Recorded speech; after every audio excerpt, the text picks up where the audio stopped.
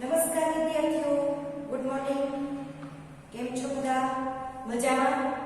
જ્ઞાનપદ શૈક્ષણિક સંકુલ ધોરણ 12 વિષય છે વાણિજ્ય પત્ર વ્યવહાર અને સેક્રેટરીયલ પ્રેક્ટિસ.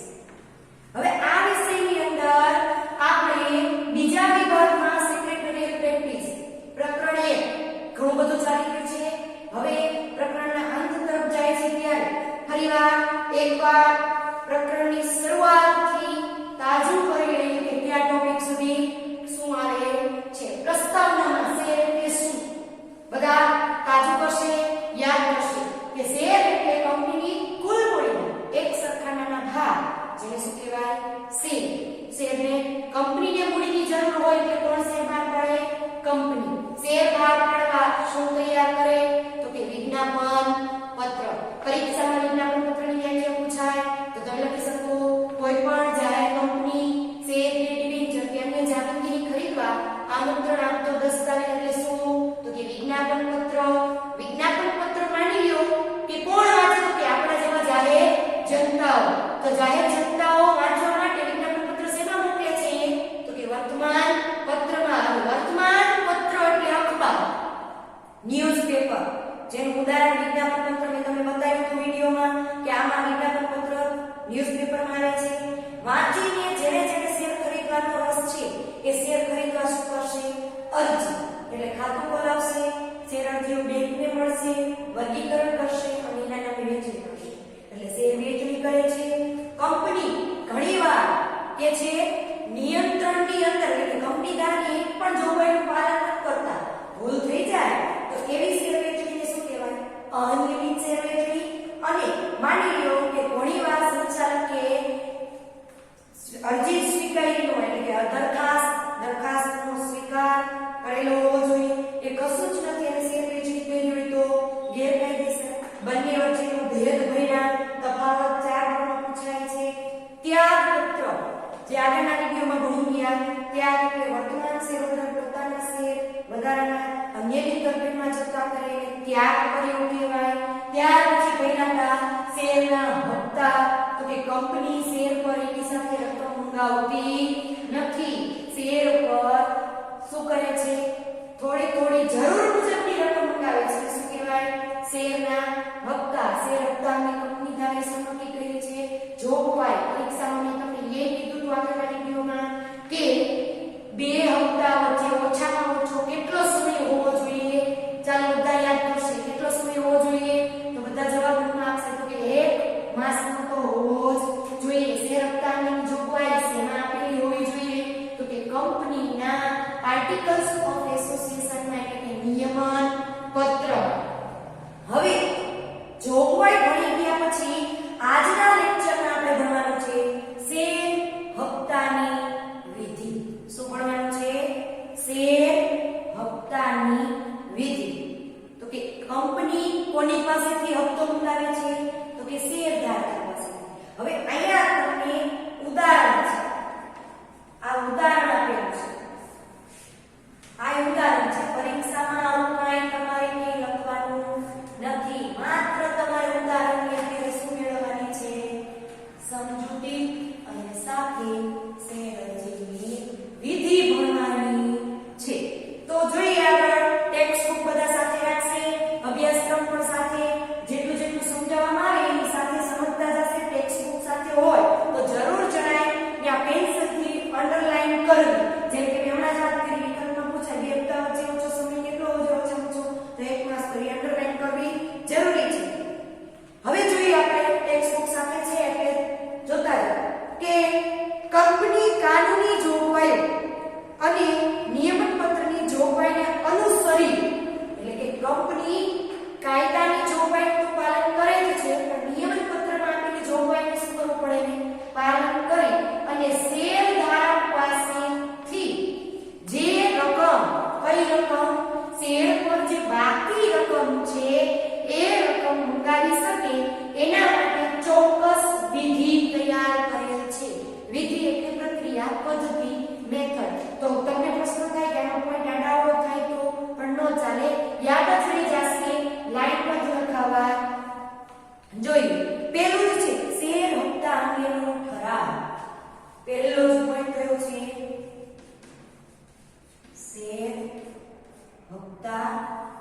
અંગેનો ઠરાવ. તો કે ઠરાવ એટલે શું? કોઈ પણ માહિતી હંમેશા લેખિતમાં ચાલે નહીં. એના માટે કંપનીના સંચાલક મંડળની મૌખિકમાં ચાલે, સોરી, કોઈ પણ બાબત મૌખિક ચાલે નહીં, એટલે લેખિત દસ્તાવેજ તૈયાર કરવામાં આવે. જેમાં આપણે 11મા ધોરણમાં મેં તમને કીધું હતું કે એમાં મતની જરૂર પડે.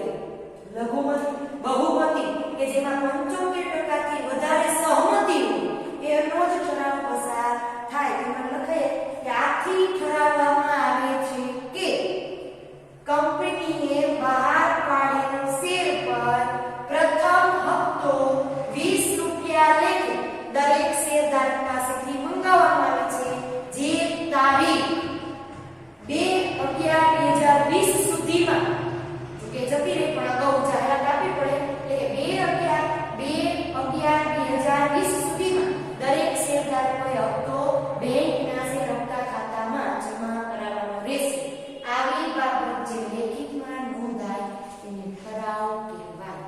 એટલે પહેલો મુદ્દો જોઈએ ચોપડીમાં, શેર પર હપ્તો મંગાવવા માટે સંચાલક મંડળની સભામાં શેર હપ્તાની વસ્તુ પસાર કરવામાં આવે. ઠરાવ, ઠરાવમાં મેં કીધું એ રીતે વિગત લખેલી હોય છે. તેમાં શેર પર હપ્તાની રકમ કેટલી મંગાવી? 20. જો ઉદાહરણ છે અને અંતિમ તારીખ પણ લખવી જોઈએ. એટલે પહેલી વિધિનો પણ સમજાઈ ગયો. બીજું છે કયું? તો કે સભ્ય પત્રક બંધ રાખવું. શું બંધ રાખવું? સભ્ય પત્રક બંધ રાખવું. જો શું કામ? કે શેર હોલ્ડરોને હપ્તાની નોટિસ મોકલવા સભ્યોની યાદી તૈયાર કરવાની હોવાથી સભ્ય પત્રક અને ફેરબદલી પત્રક થોડો સમય બંધ રાખવામાં આવે છે. સભ્ય પત્રક અને ફેરબદલી પત્રક બંધ રાખવા 7 દિવસ અગાઉ વર્તમાન પત્રમાં નોટિસ મોકલવામાં આવે છે. હવે હું ઉદાહરણ આપું એટલે તમને એ મુદ્દો ખબર સમજાઈ જાય. મિત, અમિત, સુમિત, જી એ કંપનીના શું છે? શેર. હવે કંપનીએ અરજી વખતે કેટલા મંગાવ્યા હતા? 20. એટલે ચારે ચાર શેરધારકોએ 20 રૂપિયા લઈને શેમાં જમા કરાવ્યું હોય? કંપનીના બેંક ખાતામાં. હવે કંપનીએ આ શેર મંજૂર કર્યા એટલે મંજૂરી વખતે પણ કેટલા મંગાવ્યા હોય? તો કે 20 રૂપિયા. એ પણ ક્યાં જમા થયા હોય? બેંક ખાતામાં. હવે કંપનીને વળી રૂપિયાની જરૂર પડી તો કંપનીએ શું મંગાવ્યું? શેર પર હપ્તો મંગાવ્યો. તો આટલા સમય માટે આના શેર ભરપાઈ છે ખરા? તો કે ના. તો મિત, અમિત, સુમિત, જીત, અજીત ઘણા બધા શેરધારકો છે એના શેરો મંગાવો છો તો કોઈ શેર ફેરબદલી પત્રક કે સભ્ય પત્રકમાં લખાણ કે વધારાની માહિતી શેર પર કરી શકે નહીં. એટલે સભ્ય પત્રક બંધ રાખવું પડે. અને આમાંથી લાભના પણ લખવો પડે ને કે કેટલા શેરધારકોના હપ્તા મંગાવવાના છે. તો યાદી પણ આમાંથી તૈયાર કરવામાં આવે છે. તો કેટલા દિવસ અગાઉ? 7 દિવસ પહેલા. શેમાંના જાહેરાત આપવી જોઈએ? તો કે વર્તમાન પત્ર. ત્રીજો પોઈન્ટ છે હપ્તાની યાદી તૈયાર કરવી. હપ્તાની યાદી તૈયાર કરવી. ઘણા શેરધારકો પાસે સફળતા હોય તો હપ્તો ભરી દીધો હોય તો એના સભ્ય પત્રકમાં નોંધ થઈ ગઈ કે ભાઈ સુમિતના 5000 પર પ્રથમ હપ્તો 20 આવી ગયો. કે ખબર કેમ પડી? 20 જરૂરી નથી 20 જ આવ્યો, 80 રૂપિયા ભાઈ સુમિતે 80 રૂપિયા આપી દીધા હોય કંપનીને, પણ બીજા શેરધારકો પાસેથી કંપની ન મંગાવ્યા પણ સુમિતના ખાતામાં 80 રૂપિયા જમા હોય એટલે હપ્તાની યાદી તૈયાર કરવી કે કોનો હપ્તો બાકી છે અને કોનો હપ્તો મંગાવવાનો છે. સભ્ય પત્રક બંધ કર્યા પછી તેના આધારે શેર હપ્તાની યાદી તૈયાર કરવામાં આવે છે. તો શું લખેલું યાદીમાં? તો શું લખવાનું? તો કે સભ્યનું નામ અને સરનામું. સભ્યનું નામ અને એનું સરનામું. બીજું તો કે શેરની સંખ્યા. મિતે 10,000 ખરીદ્યા છે, અમિતે 15. તો સભ્યનું નામ મિત, તો એની સાથે શું લખ્યું છે? શેરની સંખ્યા. સુમિતની સંખ્યા, અમિતની સંખ્યા, જીતની શેરની સંખ્યા. બીજું મંગાવેલ હપ્તાની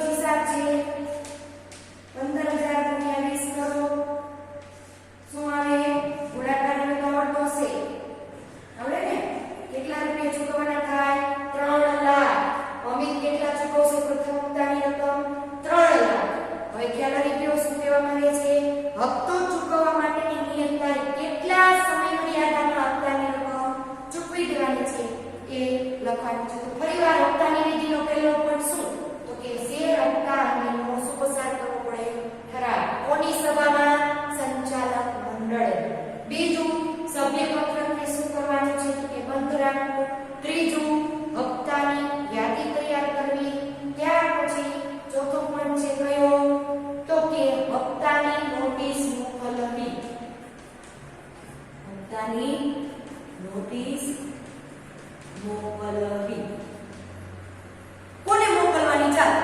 કોની પાસે મોકલવી છે શેરધારક તો હપ્તાની નોટિસ પણ કોને મોકલવાની થાય શેરધારક સોરી ચોથો પોઈન્ટ છે બેંકમાં ખાતું ખોલાવવું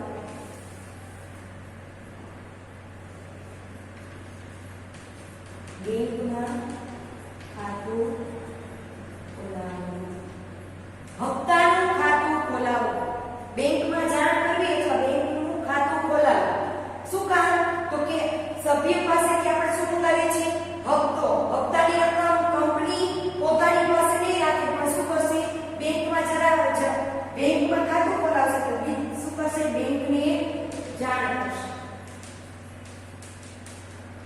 કરશે એટલે બેંકમાં જાણ કરવી બેંકને જાણ કરવાથી શું કે ભાઈ હવે કંપનીએ શું મંગાવ્યું છે હપ્તો તો શેરધારક પોતાના હપ્તાની રકમ ડાયરેક્ટ ત્યાં જમા કરાવે છે બેંકમાં તો કે જો હપ્તાની યાદી તૈયાર થઈ ગયા પછી સેક્રેટરીએ તેની એક નકલ મોકલી આપી અને બીજી બેંકને જાણ કરી કે હવે શેરહોલ્ડર પાસેથી શું મંગાવ્યો છે હપ્તો તો હવે હપ્તા ખાતે જમા કરવી હવે આવે છે પાંચમો ટોપિક શું પાંચમો ટોપિક છે તો કે હપ્તાની નોટિસ મોકલવી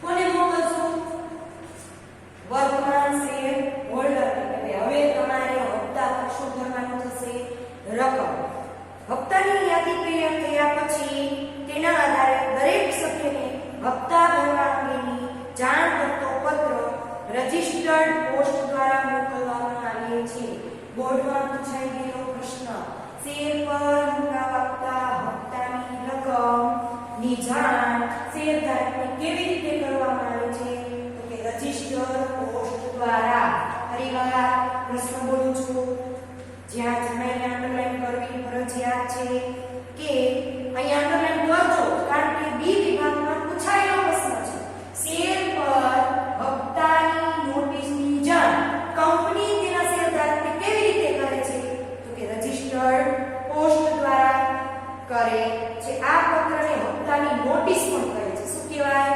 હપ્તાની નોટિસ એમાં હપ્તા ભરવાની મુદત પહેલા તો કે શેરધારકને કેટલા સમયગાળા પહેલા મળી હપ્તો ભરવાના છે ને 14 દિવસ પહેલા આ પ્રશ્ન વિકલ્પમાં પૂછાય કે હપ્તાની નોટિસ સભ્યોને કેટલા દિવસ અંદર મળી જવી જોઈએ તો કેટલા દિવસ પહેલા 14 દિવસ પહેલા તો ફરીવાર પહેલો પોઈન્ટ શેર હપ્તાની દિવસ પસાર કરવો ઠરાવ સંચાલક મંડળની સભા એટલો સમય સભ્ય પત્રક અને શેર બદલી પત્રક શું રાખવું પડે બ હપ્તાની યાદી તૈયાર કરવામાં 2 માર્કનો પ્રશ્ન પૂછાય છે કે શેર પર હપ્તાની યાદી તૈયાર કરવામાં કઈ કઈ બાબતો લખવામાં આવે છે તો શેરધારકનું નામ એટલે કે સભ્યનું નામ અને સરનામું શેરધારક શેર કેટલા ધારણ કર્યા છે શેરની સંખ્યા મંગાવેલ હપ્તાની રકમ અગાઉથી જો હપ્તો ચૂકવાઈ ગયો છે તો એની રકમ ત્યાર પછી સભ્યએ કેટલી ચૂકવવાની છે હપ્તાની રકમ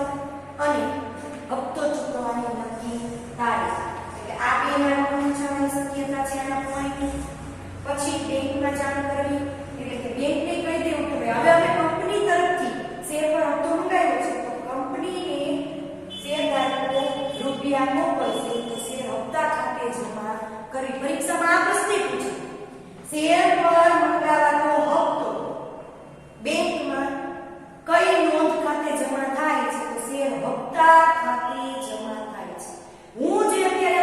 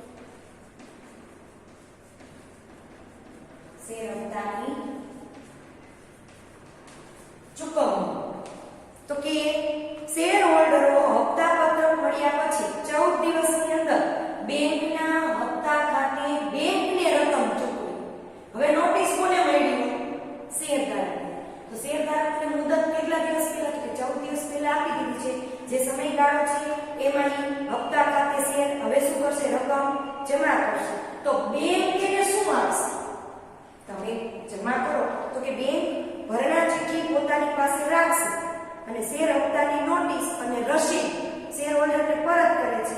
અને પછી આવી ભરણા ચીઠી બેંક કોને આપી દેશે, કંપનીને. ભાઈ આટલા શેરધારકો એટલે કંપની પણ એના સભ્યપત્રક અને ફેરબદલી પત્રકમાં નોંધ કરશે કે ભાઈ આટલા શેરધારકોના હપ્તા બેંકમાં જમા થઈ ગયા છે. સાતમું શું કહે છે, હપ્તા પત્રકમાં નોંધ કરવી. ફરીવાર શેર હપ્તા પત્રકમાં નોંધ કરવી. સાતમો ટોપિક અને છેલ્લો, કંપનીનો સેક્રેટરી ભરણા ચીઠી આધારે હવે સભ્યપત્રક હશે એમાં કોનું નામ હશે, મિતનું. બીજું અમિતનું. જેટલા શેરધારકો છે બધાના નામ હોય છે. એટલે કે દરેકના સભ્યપત્રકમાં જે નોંધ લખવાની હોય છે આનો હપ્તો આવી ગયો છે ને આનો હપ્તો નથી આવ્યો. જો કંપનીનો સેક્રેટરી ભરણા ચીઠી કંપની પાસેથી જેટલી ભરણા ચીઠી મળી છે એમાં શેર હોલ્ડરનું નામ તો હશે જ, એના સામે નોંધ કરશે કે કેટલા સભ્યનો હપ્તો ભરાઈ ગયો છે અને કેટલા સભ્યનો હપ્તો બાકી છે. આની પણ યાદી તૈયાર કરી સેક્રેટરી કોની સમક્ષ રજૂ કરશે, તો કે સંચાલક મંડળ સમક્ષ. અને પછી આગળની કાર્યવાહી કરે છે. તો ફરીવાર શું ભણ્યા, તો કે શેર હપ્તા એટલે શું, તો કે અરજદાર પાસેથી શેર પર જરૂરિયાત મુજબ જે રકમ મંગાવવામાં આવે એને શેર હપ્તો કહેવાય. કંપની ધારાની જોગવાઈ, વિધિના કેટલા પોઈન્ટ. 7 શેર હપ્તાની ઠરાવ, સભ્યપત્રક બંધ રાખવું, હપ્તાની યાદી તૈયાર કરવી, બેંકને જાણ કરવી, હપ્તાની નોટિસ મોકલવી, શેર હપ્તાની ચૂકવણી કરવી અને શેર હપ્તા પત્રકમાં નોંધ કરવી.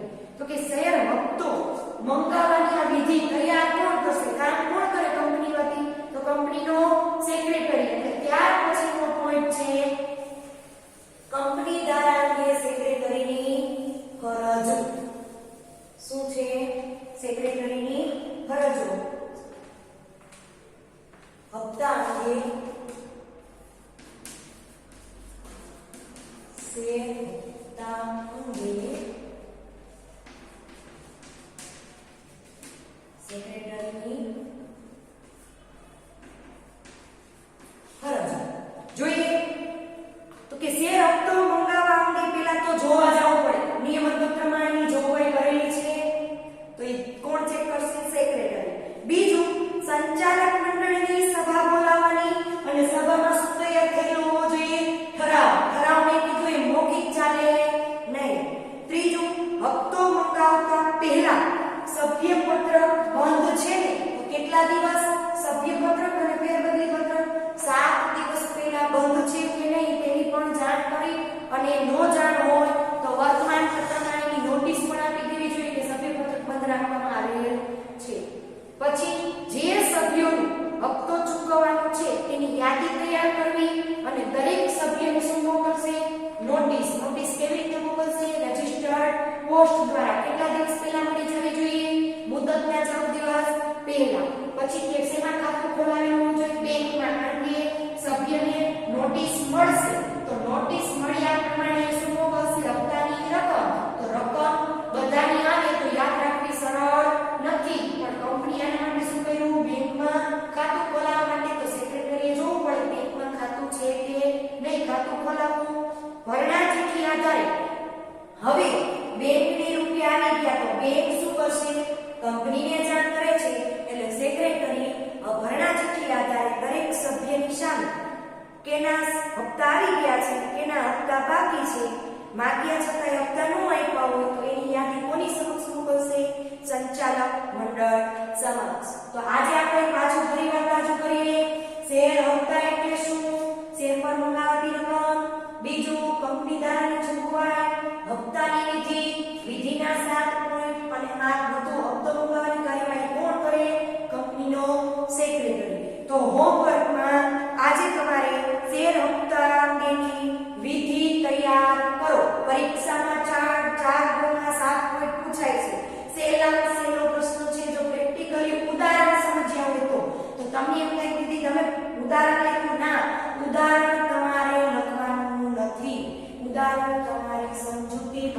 હતું. તમારે વિધિના પોઈન્ટ થિયરી પ્રશ્નના જવાબ લખવાના છે. તો હોમવર્કમાં શેર હપ્તા અંગે